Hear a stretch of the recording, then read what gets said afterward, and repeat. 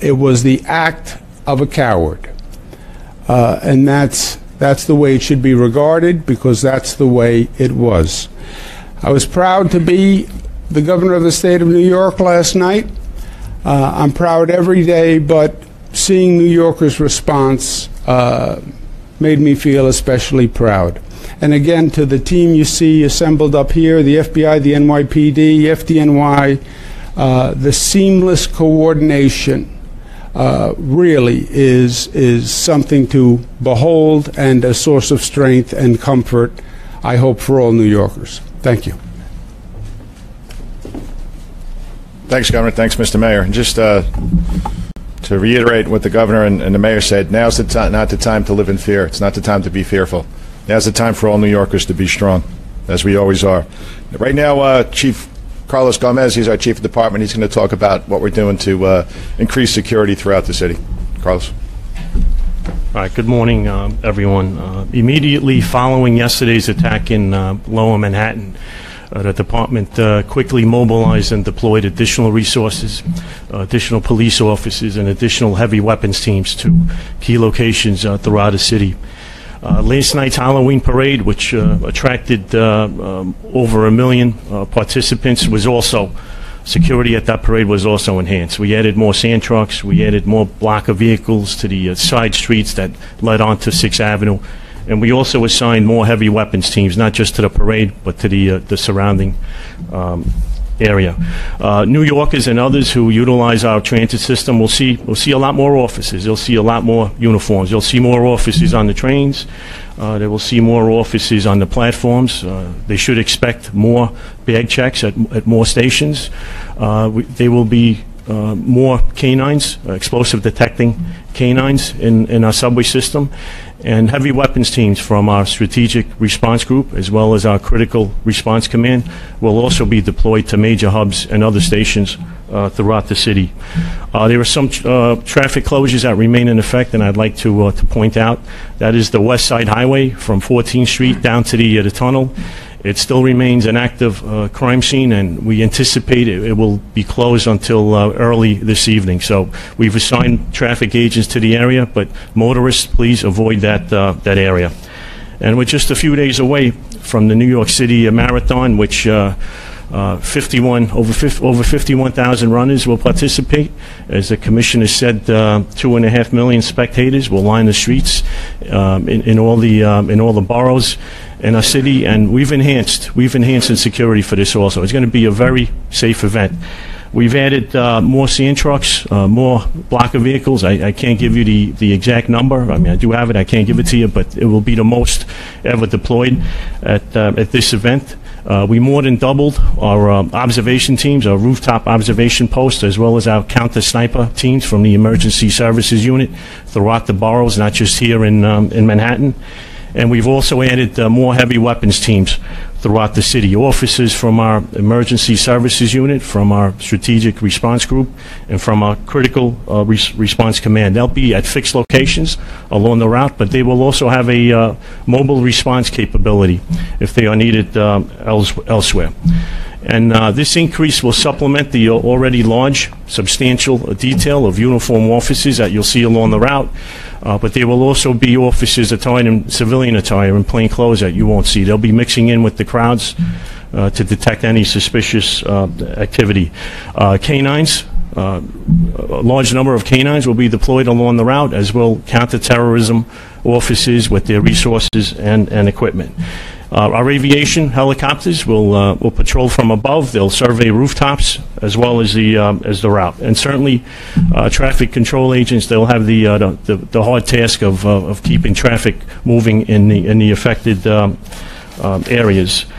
As the commissioner said, 8.5 million New Yorkers, several million other tourists. That's a lot of eyes and ears in our city. If you see something, say something.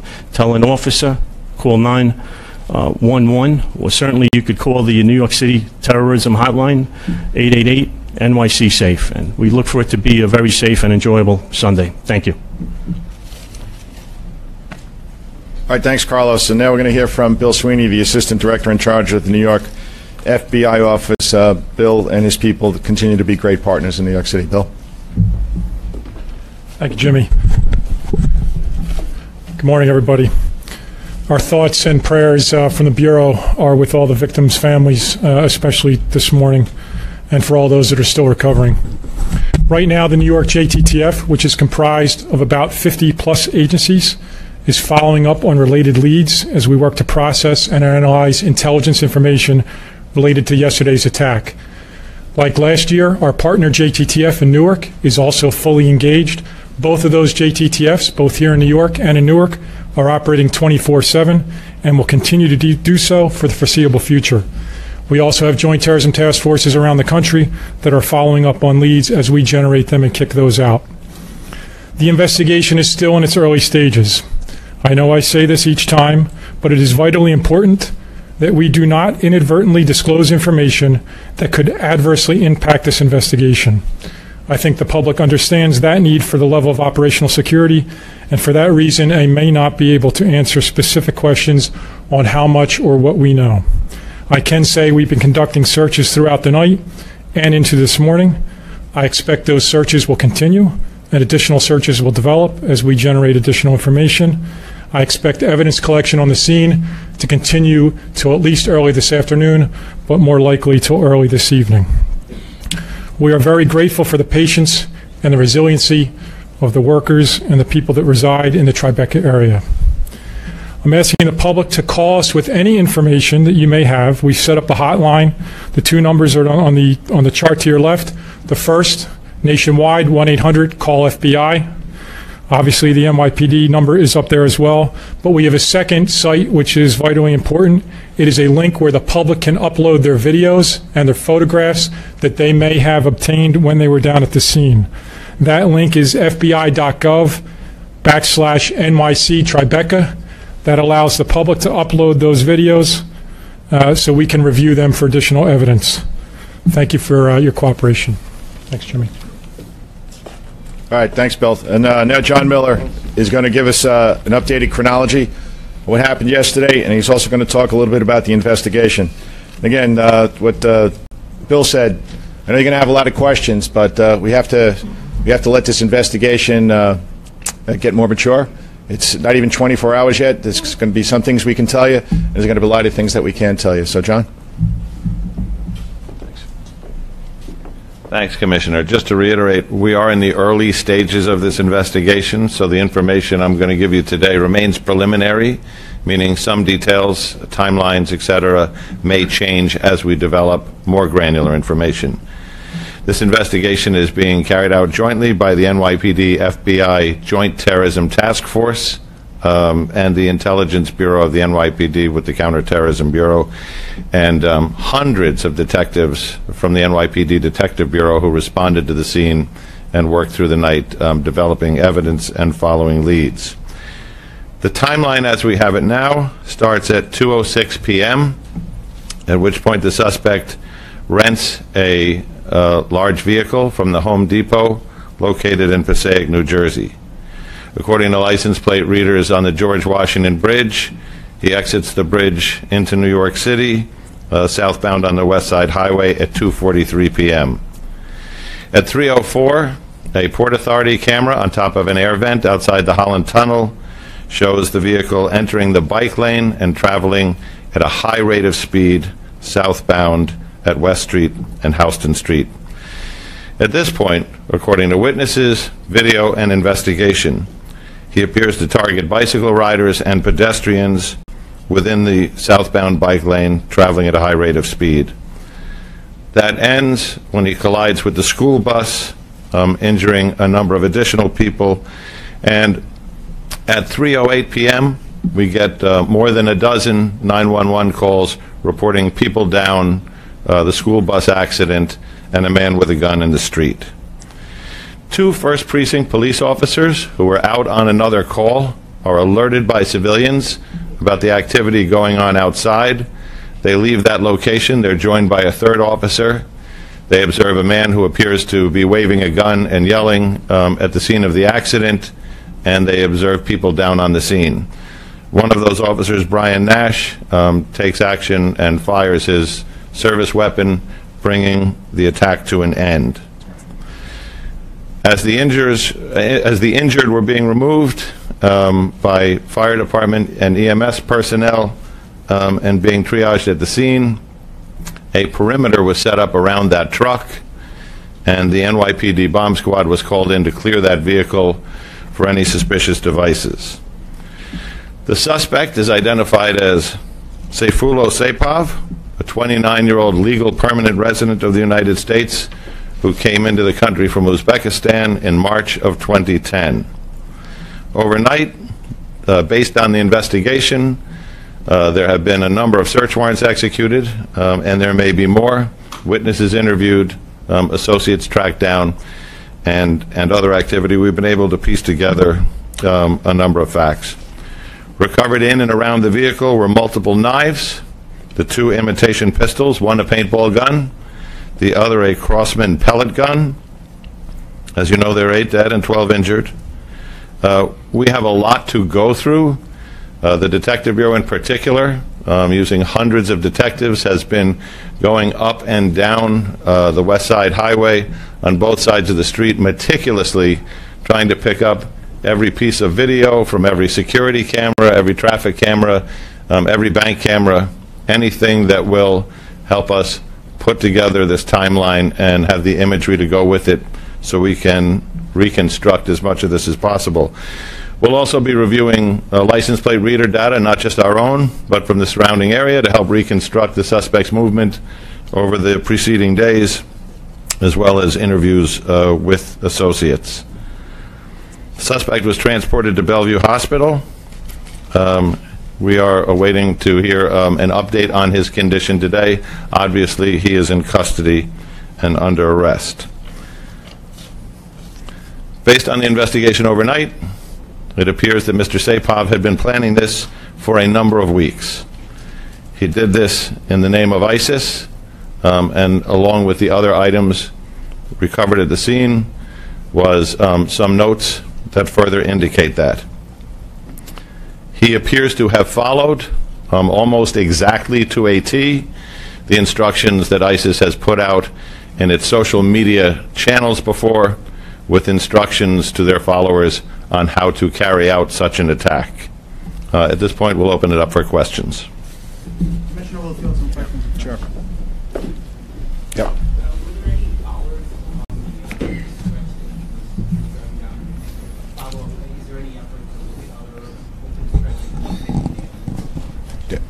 Yeah, I know the mayor talked about this yesterday, and it's a big city. You know, I know the bike path very well. I don't think there are any bollards there at Houston Street or at Chambers Street. So, of course, we're going to take a look at that now. I said yesterday that we learn from every event, not just in this city, but across the world. Yeah. Have you had a chance to talk to the suspect? What did he say? Bill or John? Suspect was interviewed at the hospital, and we're not going to be able to go into his statements in any specificity. This side? Yeah. Right there. I've got a question for Governor Cuomo and Mayor Blasio. Yep. Have either of you received a call from President Trump since the attack happened? And for Police Commissioner, we've got sources telling us that authorities knew an associate, Mr. Saipov, before this incident. Does that mean that police were already investigating someone affiliated with this suspect? I'm going to let Commissioner Miller talk about that. John, you want to answer that first? Sure. What we can say is Mr. Saipov has never been the subject of an NYPD Intelligence Bureau investigation, nor has he been the subject of an FBI investigation, and we know that through our work with the JTTF and Bill overnight. What we are looking for is how has he touched the subjects of other investigations, what is his connectivity to those people, and we're kind of building out in concentric circles to try and document that. But it appears he will have some connectivity to individuals who were the subjects of investigation, though he himself was not.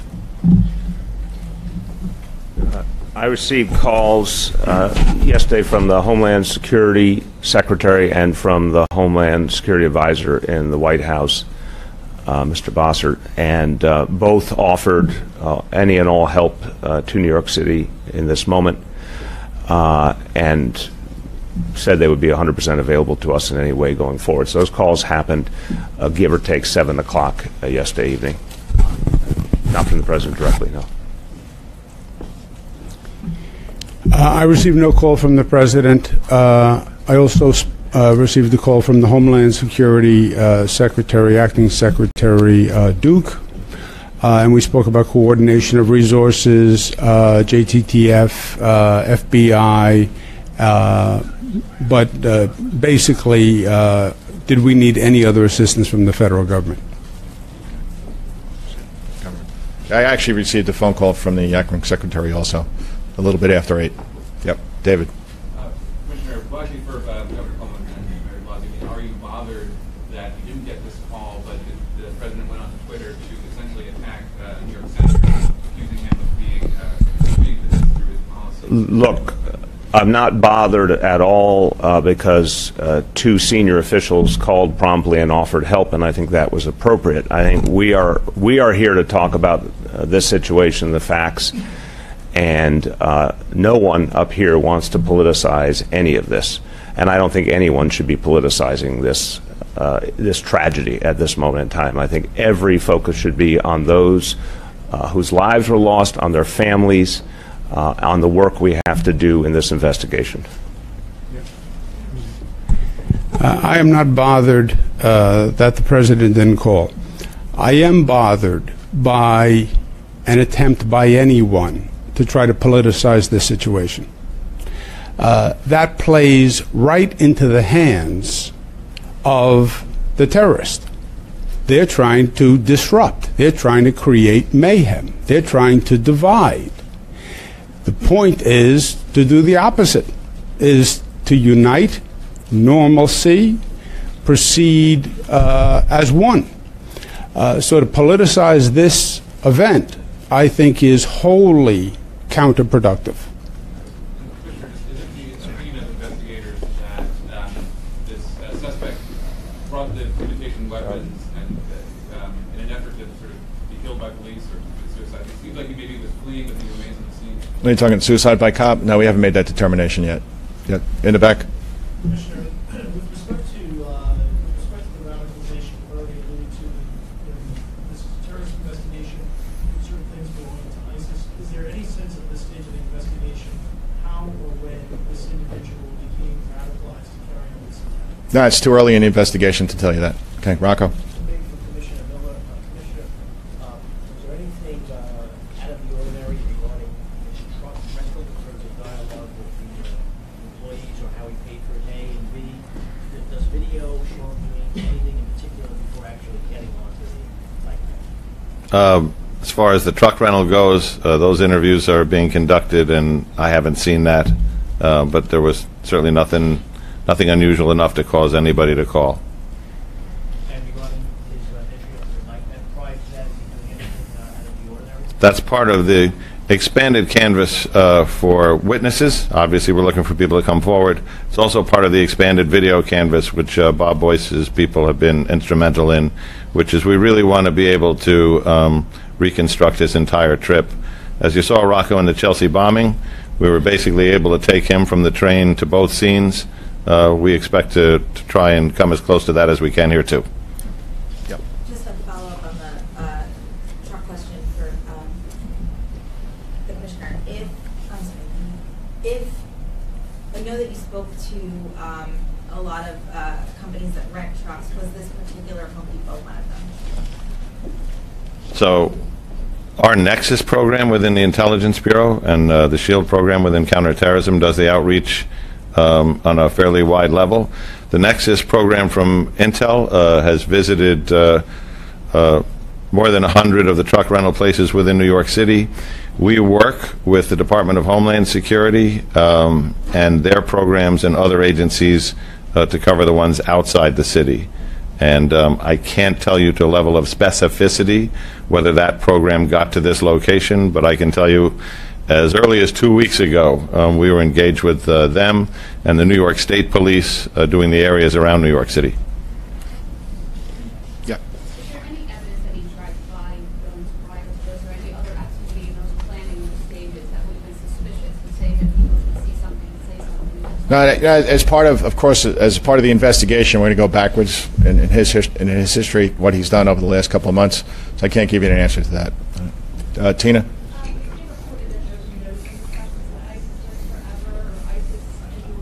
Yep. Hey, John, you want to talk about the notes? The notes were handwritten in Arabic. They had symbols and words, but the gist of the note was that the Islamic State would endure forever. Yep. I'd like to ask Mr. Kim, there is a federal death penalty for murder that is, quote, willful, deliberate, malicious, and premeditated. Do you anticipate filing a federal death penalty case after this attack? Obviously, at this point, since we haven't yet filed any criminal charges, there's not much I can say about potential charges. I can say that from the moment of the attack, we had federal terrorism prosecutors working with the NYPD, the FBI, and the Joint Terrorism Task Force, and coordinating with District Attorney Cy Vance's office to assist in the investigation, get search warrants, get legal process filed, and to gather the evidence and assist in the investigation for the purpose of ultimately determining whether there are federal terrorism charges to be made. So at this point, I'm not going to speculate as to what charges might ultimately be brought and what the sentences might be. And if I could follow up with John Miller, the fact that the note was written in Arabic, how significant is that, and does it speak at all to the level of radicalization of Mr. Saipov? I don't know. Juliet? Yeah, you indicated earlier that you've been planning this for weeks, so what will we do in the prior weeks? John, you want to talk about that, or Bill? We're going to reconstruct that literally day by day going backwards, but at this point, I'm not going to get into that in any detail. Can you say whether he was online or through the sites, or whether he was in contact with people, or? Everything you said is a part of the investigation now, and we're peeling back through. Obviously, there's a process here. What were his communications? Who were they with? What was the content? What's relevant to this? Colleen? Have you guys spoken to his wife? And can you talk a little bit about his time in the U.S. when he came? He was apparently living in Florida. When did he come to New Jersey? Sort of what was he doing just in general? So we're about 20 hours in now. So we're going to speak to everybody involved. We're going to speak to relatives. We're going to speak to acquaintances, people that he's worked with. But I don't have that right now. James? Commissioner, for you and for the mayor, can you elaborate more on just how important Officer Vance's quick action was? And can you detail more about the conversation that you had with him? And can you give us any information as to when or whether or not we'll actually get to hear from him? Yeah, okay. All right, so in the typical fashion of an NYPD cop, he thinks what he did was not an act of heroism. He thinks it's something that, why he joined the police department. I had the opportunity to talk to Ryan last night. He was at the hospital, and I don't think we could find a more humble human being. They were at Stuyvesant High School for an unrelated call, and somebody came in and told them that there was a vehicle accident at West Street and Chambers Street. So Ryan and his partner thought they were going out to handle a vehicle accident, and once they got outside, they were confronted, and they took proper action. So all New Yorkers should be thankful to Ryan and his partner. They showed great courage. And I talk about the courage of the men and women in this police department every day. And truly, yesterday, you saw it. And here's a cop with 5 years on the job, 28 years old, and this is what he did for the city, and this is what he did for the country. So I'm really proud of him. Let me just add real quick, the Ryan is a hero, but he was so humble about his achievement. It was very striking. I think Commissioner's right. He thought this was all in a day's work and what a cop does to protect other people. But he deserves the accolades of the people of this city, as do his partners. To your question, what was the potential there had he not stepped in? As you know, after the fact, we found out more. But in that situation, you don't know if the shooter has multiple weapons, has a bomb on him. You don't know. And God forbid that situation was even more dangerous. How many more lives, literally dozens more lives, could have been in danger? Ryan stopped that threat immediately. We owe him a great debt of gratitude. And Commissioner, any indication when you might be released? Well, I have to talk to him again and see what he wants to do. You know, he's a humble guy, so maybe we'll give you the opportunity, but I'm going to leave that up to him. NJ. Commissioner, in light of the situation yesterday, the security situation in the city going forward, are you considering closing Times Square to vehicular traffic entirely? It's premature to say that. If you go up to Times Square, you see the presence that we have there now. So, in the back row. Commissioner, other Mr. Mayor, Mr. Governor, have you spoken to the consulates of Argentina about their business? We have not yet. Obviously, our condolences to people as Argentina and Belgium, I believe, our condolences to those nations, to the people of those nations, to the families especially, and we'll do everything we can to support the families in this moment. I think everyone feels we're all connected at this moment. We all have to be there for each other. Yeah. The second row. You can't go into detail about what the suspect said in the hospital, but there are reports bragging about what he did in terms of jetting. Can you confirm any of that? No, we're not going to confirm that. Tony? For Commissioner Miller, you may have alluded to this earlier, but was there any indication that he did prior reconnaissance in place in person of Manhattan? Yes. We're not going to get into the details of the what or where, but he seems to have followed the regimen prescribed. All the way over on the left.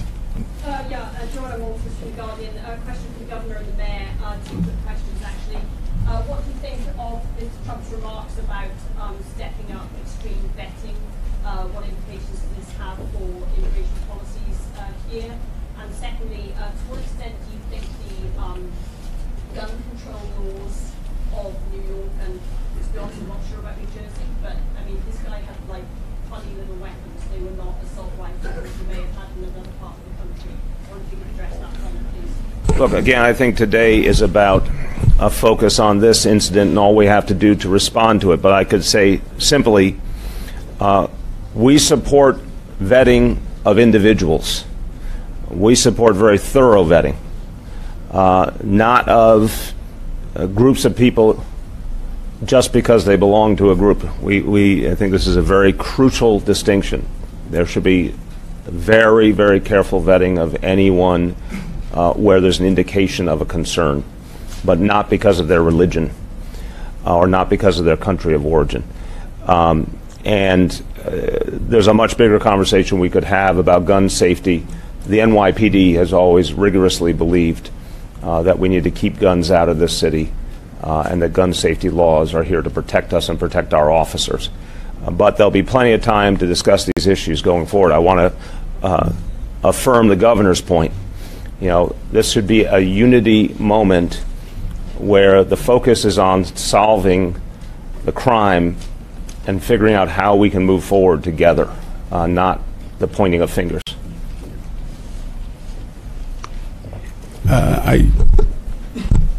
The president's tweets, I think, were not helpful. I don't think they were factual. I think they tended to point fingers and politicize the situation. He was referring back to a immigration policy that dealt with a lottery and blaming people who passed that immigration policy. His tweet wasn't even accurate as far as I'm concerned. That was a bipartisan law that was passed that had basically no relevance to the facts of this situation. As I said before, you play into the hands of the terrorist to the extent you disrupt and divide and frighten people in this society. And the tone now should be the exact opposite by all officials on all levels. This is about unification. This is about solidarity. This is about normalization. This is about protection. And the last thing it's about is politics, period.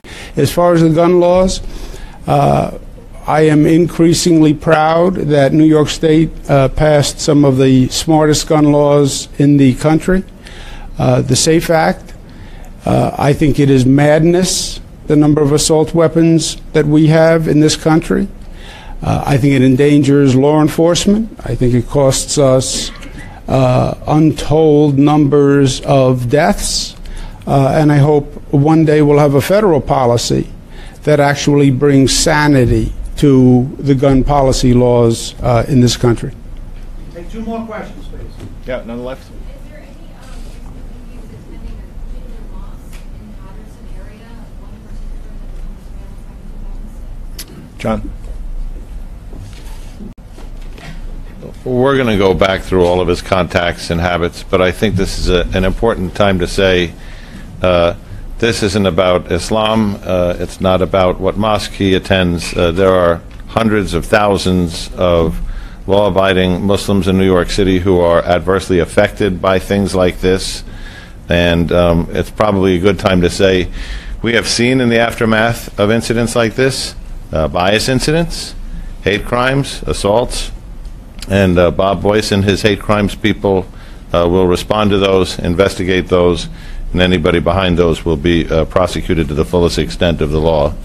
As has been said here before, it is a time to come together and to not confuse this terrorist act with any broad brush against in a religion or a particular institution. Last up over here, please. It's been reported that police and the FBI are at the suspect's apartment in Patterson. They have the wife and 2 children. Is the wife in custody? Is she cooperating? The ages of the children? John? We're doing interviews with family members, friends, associates. We're not going to be able to get into what they're saying or not saying or who's cooperating or otherwise at this point. It's just too early. Thank you all. Thanks very much.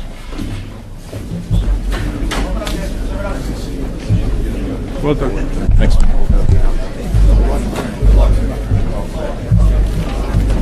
Thanks, Danny. Ben, there you go.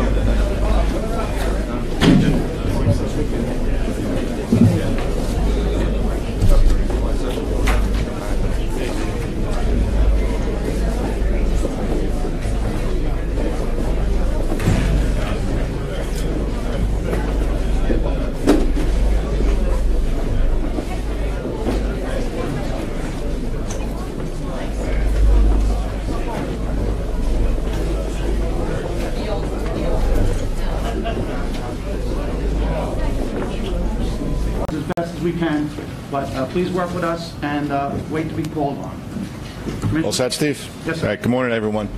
Regarding our joint NYPD FBI investigation into yesterday's truck terror attack on the west side of Lower Manhattan, today we're going to give you an update on some of the things we've learned overnight. You're going to get an update on the injured from FDNY Commissioner Dan Nigro. Then you'll hear from Mayor de Blasio and Governor Cuomo. And I want to thank for being here Manhattan District Attorney Cy Vance, June Kim, the U.S. Attorney for the Southern District in New York, Commissioner Roger Perino is here from New York State Homeland Security, and then Joe Esposito from OEM, the Commissioner of OEM is here also. I'd also like to thank the State Police for being here today and for everything they did yesterday. Chief of the Department Carlos Gomez is going to lay out some of the security plans we have in place in light of yesterday's event and ahead of Sunday's New York City Marathon. And he'll also give you an update on the traffic situation on the west side. Bill Sweeney, the Assistant Director in charge of the New York office at the FBI, will make a statement. And then John Miller, Deputy Commissioner of Intel and Counterterrorism, will share with you some of the details about the work that we're doing on this case. And you have to understand that this investigation is still in its infancy. We do not yet have all the answers, and there are details today, and there'll be more down the road, and not everything we're going to be able to share with you.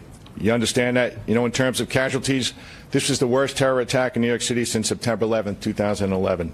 I want to take a minute to commend all New Yorkers. I want to commend everyone who lives in, works in, and visits our great city, because no one in this city is complacent. We saw the strength of that resolve last night with the very large crowds that attended the annual Halloween parade in the Village. And we'll see it again on Sunday when 50,000 people compete in a marathon and another 2.5 million people cheer them along the route. The NYPD, the FBI, and all of our law enforcement and private sector partners remembers our past. And we work very, very hard together each and every day to prevent the type of thing that occurred here yesterday. What happened yesterday was not okay. It will never be something any of us will just accept as inevitable. Since 9/11, we, again along with our partners at the local, state, and federal level, have disrupted or prevented 24 plots against New York City. Countless lives have been saved. But none of that matters when 8 innocent lives are taken by a criminal committing a cowardly act driving a rental truck. We are working hard to get to the bottom of exactly what happened yesterday and why. And we're working tirelessly to prevent anything like this from getting repeated. I tell you as often as I can that true public safety is a shared responsibility. Law enforcement, government agencies are doing what we can. And the men and women who work with us do it better than anyone, anywhere in the world. But we need everyone's help. There are more than 8.5 million people in New York City, plus all the people who commute in every day and all the tourists. That's a minimum of 17 million extra eyes and ears and gut feelings that can remain vigilant on behalf of all of us. And I talk about this all the time. If you see something out there that doesn't look right, if it makes you uncomfortable, you have an obligation to make a call or to flag down a police car. At least give us the opportunity to investigate that. I want to thank everyone for their ongoing help today and every day. And thank you again for the swift response yesterday by the NYPD officers, the New York State Police, the firefighters, and EMS workers who did a really great job under the circumstances. And right now, let me introduce FDNY Commissioner Dan Nigro. Dan's going to give you an update on the injuries from yesterday. Dan? Thank you. And I'm going to be very non-specific regarding the privacy of the victims. There were 20 victims at yesterday's attack. 6 of them were pronounced dead at the scene. We transported 14 victims to 3 hospitals. 2 of those victims were pronounced. So the total number of deaths were 8. 6 of those were citizens of other countries, 5 from Argentina, 1 from Germany, 2 were Americans. Of the 12 remaining, thankfully, 3 have been released from the hospital. 9 remain in the hospital. 4 of those were critically injured but are in stable condition. The others are seriously injured. The injuries ranged from a bilateral amputation to serious head, neck, back, and chest trauma, and trauma to arms and legs. This was a heinous attack that resulted in 8 deaths and serious injuries. Our prayers are with the families of those who died and those who remain in the hospital. Thank you, Commissioner Nigro, and thank you to all the men and women of the FDNY, all the first responders, all the EMTs who went to the aid of those who were afflicted and did it so well. I want to start by thanking all of my colleagues who are here. Thank you, Governor Cuomo, and all of our state partners who are here, all of our federal partners. Thank you, Congressman Jerry Nadler, for joining us. Everyone's here in common cause. This was an attack on the United States of America, an attack